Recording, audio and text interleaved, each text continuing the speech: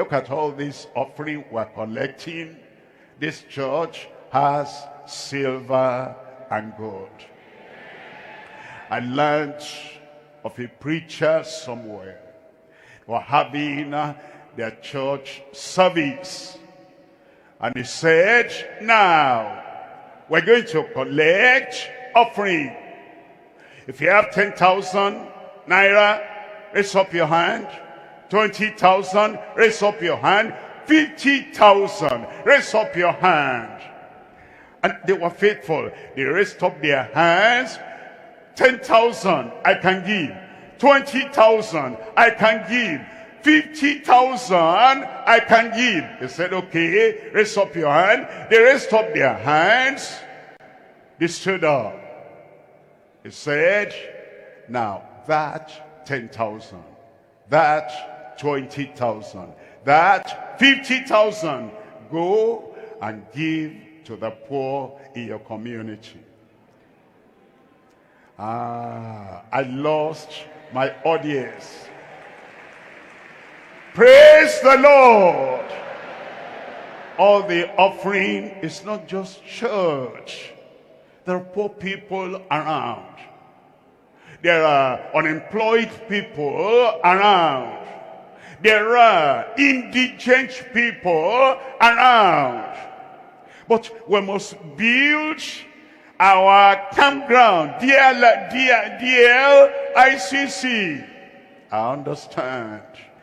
We must build. We're going to build. But while you're building, your neighbors are dying.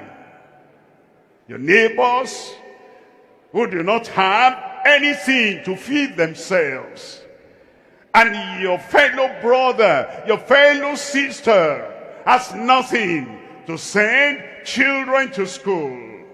We'll build DLICC, Deeper Life International Conference Center, but will not throw our hands up in the air. All the offering we can give, we've given to DLICC building, and we can now be at ease and allow our members to die of hunger and to be so discouraged because they have nothing, and we have the money.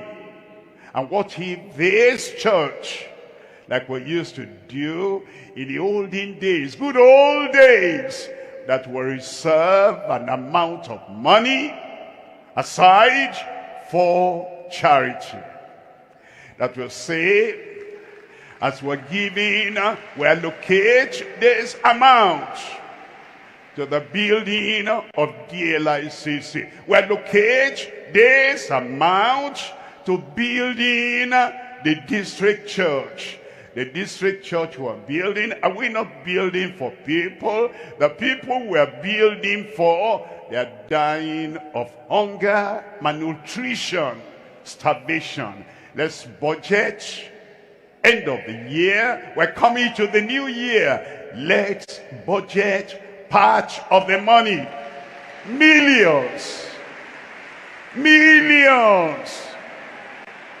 of our currency to take care of the people. In fact, which one comes first?